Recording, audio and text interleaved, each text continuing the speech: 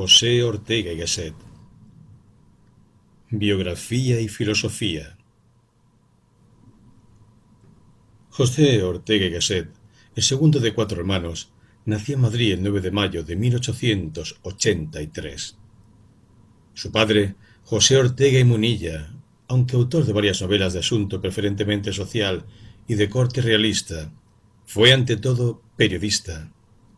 Como tal, fue redactor de la Iberia, el periódico de Sagasta, creador de la revista literaria La Linterna y director del periódico El Imparcial, del que era propietaria la familia de su madre, Dolores Gasset, que pertenecía a la burguesía liberal e ilustrada de finales del siglo XIX. La tradición liberal y la actividad periodística de su familia marcarán la futura actividad de Ortega, tanto en su participación en la vida política española como en su actividad periodística, con la publicación de numerosos artículos de prensa, culturales y políticos. Por lo demás, el estilo periodístico puede reconocerse también en las obras más técnicas y filosóficas de Ortega. Luego de haber realizado sus primeros estudios en Madrid, Ortega se trasladará a Málaga en 1891 para comenzar los estudios de bachillerato en el Colegio de los Jesuitas de Miraflores del Palo, donde entrará en contacto con otros jóvenes de la burguesía malagueña. Terminados sus estudios, en 1897 se trasladará a Deusto para comenzar sus estudios universitarios en 1898, estudios que continuará poco después en la Universidad de Madrid. Son los años de la guerra hispano-norteamericana y de la consiguiente pérdida de las colonias Cuba, Filipinas y Puerto Rico que marcarán, como se sabe, la conciencia política y cultural de buena parte de los intelectuales españoles, elevando el tema de la decadencia de España al primer plano de la reflexión, así como el de la necesidad de una regeneración. En 1902 obtiene la licenciatura en filosofía, defendiendo su tesis doctoral 2 años después, también en la Universidad de Madrid. En 1905 viajará a Alemania para completar su formación, siguiendo la tradición de la época o buscando las fuentes de la futura regeneración de España en la asimilación del pensamiento europeo. Así, visitará las universidades de Leipzig, Berlín y Marburgo, donde entrará en contacto con los neokantianos H. Cohen y P. Nathorp en 1906, asistiendo a sus cursos, ejerciendo a ambos una gran influencia en su pensamiento, aunque Ortega no se limitará a aceptar los principios del neokantismo sin más, sino que adoptará una actitud crítica y constructiva ante ellos. En 1908 regresa a Madrid y luego de una breve actividad docente en la Escuela de Magisterio, obtiene por concurso la cátedra de Metafísica de la Universidad de Madrid en 1910, hasta entonces ocupada por Nicolás Salmerón, sin haber llegado a publicar todavía ninguna obra. Ese mismo año contraerá matrimonio con Rosa Espotorno y Topete. Tras otro viaje a Alemania, en 1911, comenzará su incansable actividad pública, intentando llevar a la práctica sus ideas regeneracionistas. Así, en 1914, año en que comienza la Primera Guerra Mundial, fundará la Liga de Educación Política Española. En 1915 la revista España y en 1916 será cofundador del diario El Sol. Al mismo tiempo comienza la publicación de sus primeras obras, como las Meditaciones del Quijote, en 1914, El Espectador, en 1916, iniciando el periodo perspectivista de su filosofía, que predominará en su obra hasta 1923. En 1923 se instaura en España la dictadura de Primo de Rivera. Ese año fundará la Revista de Occidente, de marcada oposición política a la dictadura, oposición que le llevará en 1929 a dimitir de su cátedra en la Universidad de Madrid, continuando sus actividades filosóficas en lugares no vinculados anteriormente a la filosofía, como la Sala Rex y el Teatro Infanta Beatriz. Actualmente el conocido restaurante Teatriz, impartiendo clases a modo de conferencia, algunas de las cuales serán recogidas posteriormente en su obra ¿Qué es filosofía?, y cuyos contenidos corresponden ya al periodo raciovitalista de su pensamiento, iniciado en 1923. En 1930 volverá a la cátedra de la Complutense bajo la dictadura de Berenguer, más tolerante que la de Primo de Rivera, continuando no obstante su actividad pública. Ese mismo año publicará La rebelión de las masas, en 1931, junto con otros intelectuales entre los que se contaban Gregorio Marañón y Pérez de Ayala. Fundará la agrupación al servicio de la República y será elegido diputado a las Cortes Constituyentes de la recién proclamada Segunda República por la provincia de León. Luego de su experiencia parlamentaria, retornará a la actividad académica publicando, en 1934, En torno a Galileo, y en 1935, Historia como sistema, siendo homenajeado ese mismo año por la Universidad de Madrid. A raíz del golpe de Estado de 1936 contra la Segunda República, que dará lugar a la Guerra Civil Española, Ortega se autoexilia, estableciendo su residencia primero en París y luego en Holanda y Argentina hasta 1942, año en que se establecerá su residencia en Portugal. Al finalizar la Segunda Guerra Mundial, regresará a España en 1945 y aunque se le autoriza un ciclo de conferencias en el Ateneo de Madrid, no se le permite recuperar su cátedra de metafísica, ante lo cual funda en 1948 el Instituto de Humanidades, donde vuelve a impartir docencia ante un público no universitario. En 1950 realiza un último viaje a Alemania, decepcionado ante las dificultades de su estancia en España, siendo nombrado en 1951 doctor honoris causa por las universidades de Marburgo y Glasgow. Regresará a España en 1955, muriendo en Madrid el 18 de octubre de ese mismo año. Filosofía de Ortega y Gasset. 1. La primera filosofía. El objetivismo. La formulación filosófica de Ortega se nutre de dos fuentes claramente identificadas, y a las que él mismo hace referencia en varios pasajes de su obra. La filosofía griega y la filosofía europea continental, iniciada con Descartes. Convención especial de la filosofía alemana neokantiana, asimilada en su estancia en Marburgo. La filosofía medieval y la anglosajona, por el contrario, son prácticamente ignoradas por Ortega, así como las corrientes analíticas y neopositivistas alemanas de la época. De todos modos, a la influencia de los neokantianos Cohen y Nathorp, ya conocida en su época, hay que sumar la que recibe de autores como Nietzsche, Husserl, Dilthey, Schiller, fundamentalmente. Estudios recientes sobre las fuentes del pensamiento orteguiano, como los de N.R. Oehringer, han permitido precisar con detalle las influencias de otros autores alemanes menos conocidos, algunos de los cuales ni siquiera son citados una sola vez por Ortega, con lo que se viene a acentuar la importancia de la filosofía alemana en la configuración de su pensamiento. También se ha señalado habitualmente la influencia del krausismo español, corriente de pensamiento que propugna la regeneración de España según las ideas del filósofo alemán K. F. Kraus, y de la que fue miembro destacado Giner de los Ríos, a través, por ejemplo, de la formación filosófica recibida en la Universidad de Madrid, impregnada de krausismo en la época. Pero, aunque coincidiendo la idea de regeneracionismo, se diferencia Ortega de los krausistas en la actitud aristocrática con la que plantea el tema de la regeneración intelectual de España, lo que no impidió la colaboración con ellos en proyectos comunes. Los primeros pasos de Ortega en la filosofía están dominados precisamente por esta preocupación, lo que le lleva a un planteamiento objetivista de su pensamiento. Tras la contrastación del desfase de la vida intelectual y científica española con respecto a la europea, los intelectuales españoles adoptan dos actitudes contrapuestas: el desdén o la admiración, la vuelta a las raíces de lo español o la búsqueda en Europa de las claves de la regeneración española.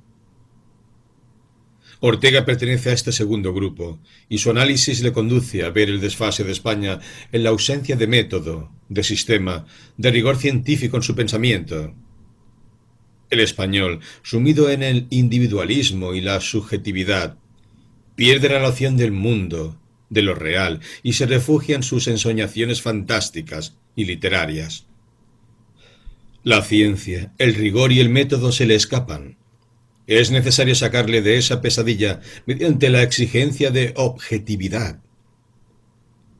Esta primera fase durará hasta 1914, fecha en que, con las meditaciones del Quijote, se abre la fase perspectivista de su pensamiento, en la que comienza a desarrollar los principales elementos de su filosofía de madurez, que, paradójicamente, se opondrá a este objetivismo, oposición que se continuará en su fase raciovitalista. El significado del objetivismo en Ortega supone, pues, la valoración extrema de la ciencia, que es lo que diferencia a los europeos de los españoles, incluso de los habitantes del resto del mundo.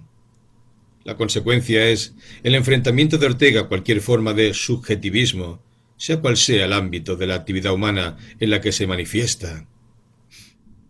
La crítica del subjetivismo personalista de los españoles, que les llevó a perderse en disputas intelectualmente baldías, llegará a adquirir tintes de antihumanismo, que le llevará a afirmar que tiene más valor un teorema matemático que todos los empleados de un ministerio. No son, pues, las cuestiones individuales las que pueden interesar al intelectual, sino su contraste con las cosas. Pero para poder aquilatar el significado de las cosas, es necesario adoptar una cierta distancia, no limitarse a ser arrastrados y verse inmersos en ellas. Y esa distancia es la que da el pensamiento abstracto, la teoría. Ahora bien, para Ortega es necesario que la teoría sea la expresión de un pensamiento sistemático, un pensamiento en el que todos los elementos se encuentran en su hogar, desde el que se ven dotados de un pleno significado. De ahí la insistencia de Ortega a lo largo de este periodo en la necesidad de un pensamiento sistemático y la identificación de la teoría filosófica con el sistema filosófico o, cuando menos, con la voluntad de construir un sistema. 2. El perspectivismo. El objetivismo de la primera fase filosófica de Ortega será pronto modificado, especialmente en la consideración de que lo subjetivo es el error, y en las implicaciones antihumanistas que conlleva su crítica de la subjetividad. Este giro se producirá en lo que él considera su primera obra formal, Meditaciones del Quijote, a partir del descubrimiento de la circunstancialidad, a la vez hostil al cosismo y al subjetivismo. Ortega se niega a considerar separadamente el yo de su entorno.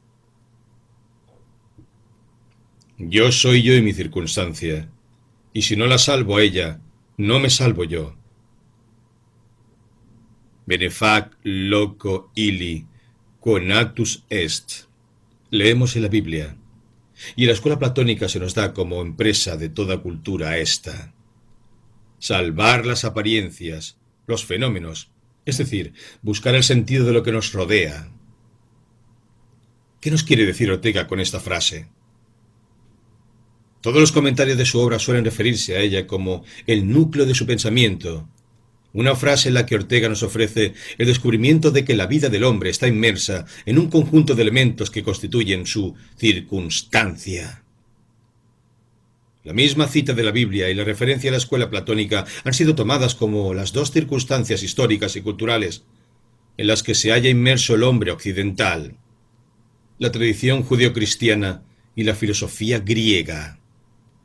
Pero el circunstancialismo de Ortega no se limita a ese conjunto de elementos que, desde perspectivas históricas, culturales y sociales, nos constituyen.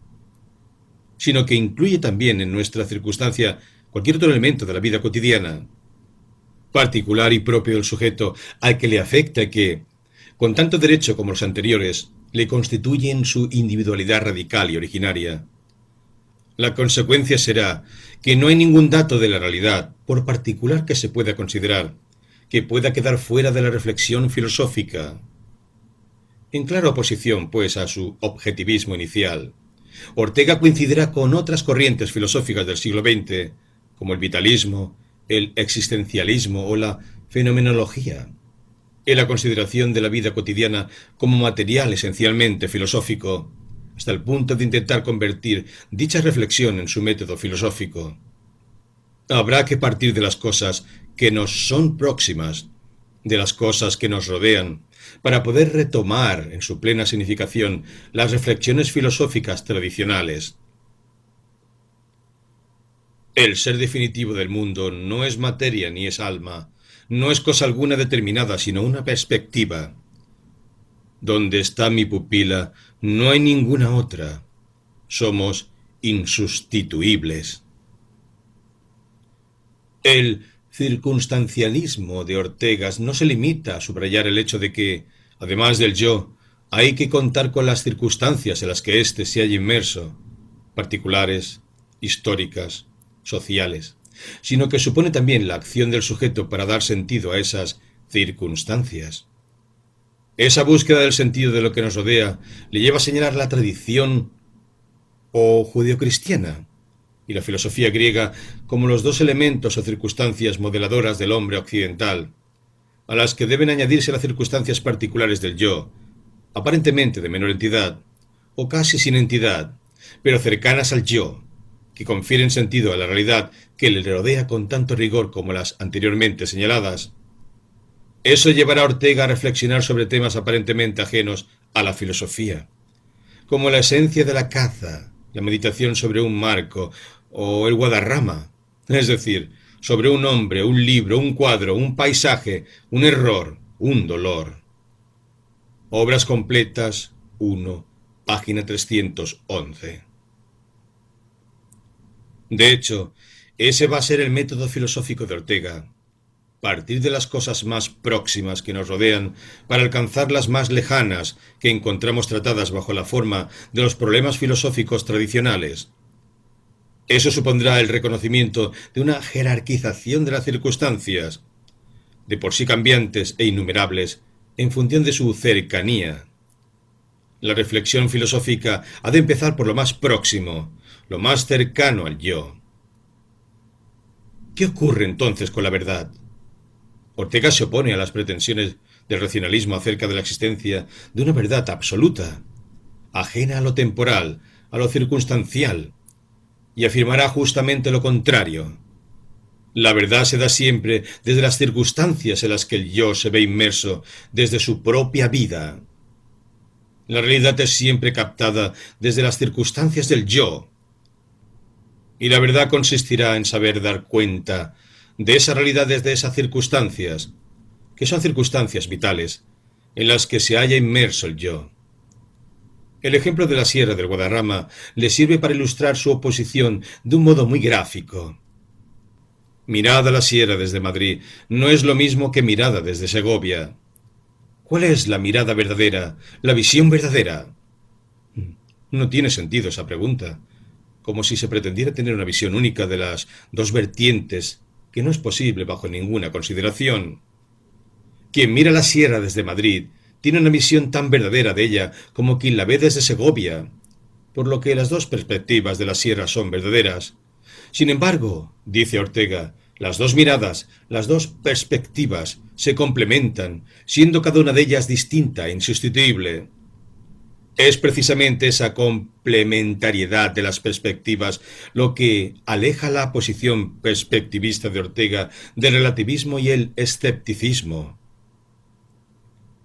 El racionalismo pretendía obtener el conocimiento de una verdad atemporal, al margen de toda consideración concreta, histórica, social o personal, una verdad eterna e inmutable que nos ofreciera la esencia de la realidad, proponiendo un claro alejamiento de lo concreto, de lo personal, de lo vital. El escepticismo, por su parte, según lo caracteriza Ortega, se instala en la fugacidad de lo concreto, de lo inmediato, y apoyándose en esa fugacidad, niega la posibilidad de conocer la verdad, dado que la experiencia humana sobre el tema pone de manifiesto la aparición de posturas opuestas, contrarias, y la permanente disputa entre las distintas explicaciones de lo real, lo que se toma por una prueba de que la verdad es inalcanzable.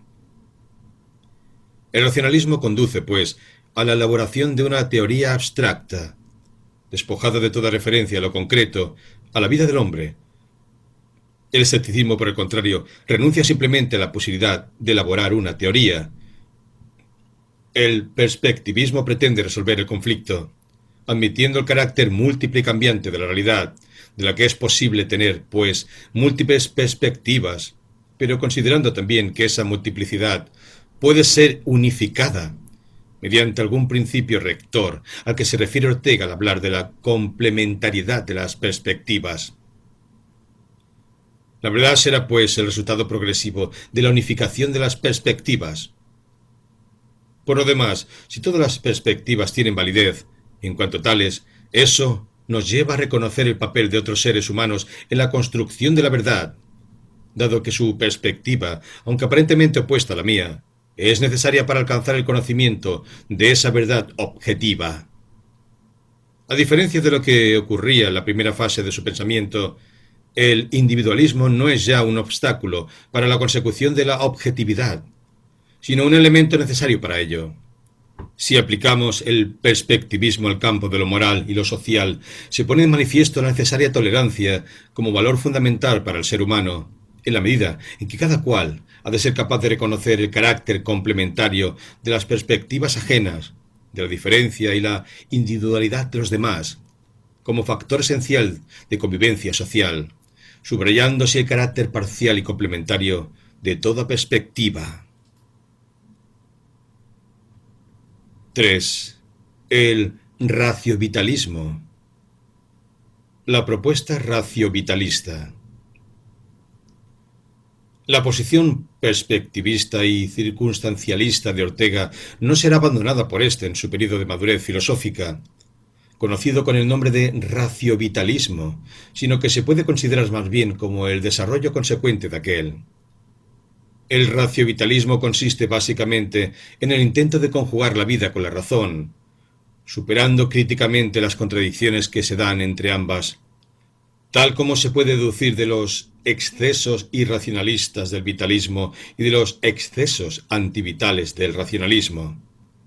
Así pues, la crítica de ambas perspectivas filosóficas será una de las necesidades prioritarias de Ortega, a fin de ver lo que de positivo puede haber en ellas y lograr esa complementariedad que las supere en el raciovitalismo. El análisis orteguiano del vitalismo y del racionalismo se realiza en el artículo Ni vitalismo ni racionalismo, publicado en 1924 en la revista Occidente. Distingue allí Ortega varias acepciones del término vitalista, unas pertenecientes al ámbito de lo biológico, otras al filosófico. En este último distingue aún tres posiciones distintas.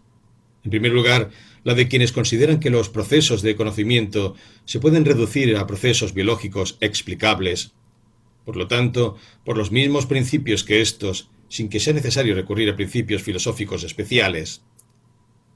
En segundo lugar, se refiere al vitalismo de H. Bergson, que sitúa en un segundo plano el papel de la razón en el conocimiento, privilegiando la intuición que se produce en la vivencia interna de las cosas, verdadera fuente de conocimiento.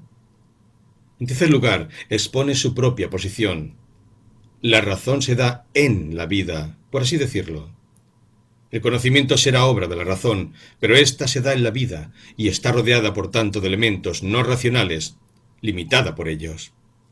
Pero tales límites, lejos de poner a la razón en segundo plano, necesitan su carácter imprescindible, ya que para pensarlos es necesaria la razón misma. Ese reconocimiento del papel de la razón no le convierte, sin embargo, en un racionalista. El racionalismo es criticado por Ortega en el mismo artículo, considerándolo como el resultado de la absurda beatería de algunos filósofos con respecto a la razón, que acaban de concebir que ésta no tiene límites, terminando por pretender ir más allá de lo que la razón permite alcanzar. Para Ortega, por el contrario, la razón, en su afán por buscar la explicación de lo real, sus causas, se va topando con muchos aspectos de la realidad de los que no puede dar cuenta, que son irracionales, lo que pone de manifiesto precisamente sus propios límites. La consecuencia no es el rechazo de la razón como instrumento del conocimiento, sino el rechazo de la ilegítima pretensión de la razón de conocerlo todo, de la pretensión de que la realidad se mueva de acuerdo con los dictados de la razón, pretensión que los racionalistas han convertido en una fe que les ha conducido a todo tipo de excesos. De ese modo, la razón quedará a salvo de los excesos de los racionalistas. El tema de nuestro tiempo consiste en someter la razón a la vitalidad, localizarla dentro de lo biológico, supeditarla a lo espontáneo. Dentro de pocos años, parecerá absurdo que se haya exigido a la vida ponerse al servicio de la cultura. La misión del tiempo nuevo es precisamente convertir la relación y mostrar qué es la cultura, la razón, el arte, la ética, quienes han de servir a la vida. El raciovitalismo tratará de conjugar los elementos positivos del vitalismo y del racionalismo, dando lugar a la configuración de un nuevo pensamiento, articulado en torno a la noción de razón vital, del que podemos destacar los siguientes aspectos.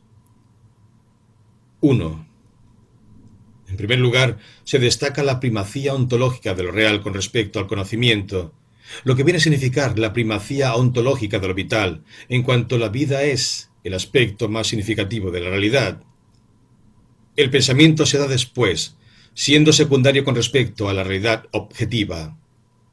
La razón, deslegisladora de lo real, pasa a convertirse en mera cronista de una realidad a la que debe someterse. Dado que el aspecto más significativo de la realidad es la vida, en cuanto a realidad radical, ésta se convertirá en el objeto primario de la reflexión filosófica de la razón, en el punto de despegue de toda teoría. 2. La vida de la que habla Ortega no es la vida biológica, sino que, en cuanto a realidad radical, ha de cumplir determinadas condiciones que la distinguen de una consideración puramente biológica de lo vital. Es la vida de quien tiene capacidad para dar cuenta de ella, la vida personal de cada ser humano. Esta vida, la mía, la vida humana. Es precisamente el pensamiento lo que nos capacita para comprender la vida y sus circunstancias, dando sentido a la acción humana, a la particular forma de obrar el hombre en el mundo, por lo que el pensamiento no puede considerarse como algo opuesto y o ajeno a la vida. 3. Vivir es estar en el mundo, pero en un mundo que no se puede identificar ya con la naturaleza de los antiguos, ya que ese estar en el mundo supone el darse cuenta de lo vivido como tal. Supone también un quehacer, una ocupación, una tarea que se realiza en vistas a un fin, por lo que vivir es necesariamente proyectar, decidir libremente lo que queremos ser y hacer. Esa identificación de la vida con la capacidad de anticipar, necesaria para cualquier proyecto, exige también la libertad de elección entre las distintas posibilidades que me son ofrecidas en mis circunstancias. Hay, por tanto, una cierta limitación y una cierta libertad en las posibilidades de acción del hombre en sus circunstancias. Por lo demás, todo ello se da en el tiempo, por lo que la dimensión histórica del hombre es inseparable del circunstancialismo, lo que nos conduce al núcleo del último pensamiento orteguiano, la relación entre la vida y la historia, plasmada en el concepto de razón histórica, en el que se concretiza la noción orteguiana de razón vital. La naturaleza del hombre es fundamentalmente histórica. Eso supone afirmar que no hay una naturaleza humana inmutable. El hombre es, en cada época, en buena medida, lo que hereda de sus antepasados, herencia que se puede consolidar y aumentar, transmitiéndola a las generaciones futuras o dilapidar. En suma, que el hombre no tiene naturaleza, sino que tiene historia. O lo que es igual, lo que la naturaleza es a las cosas, es la historia, como res gestae al hombre.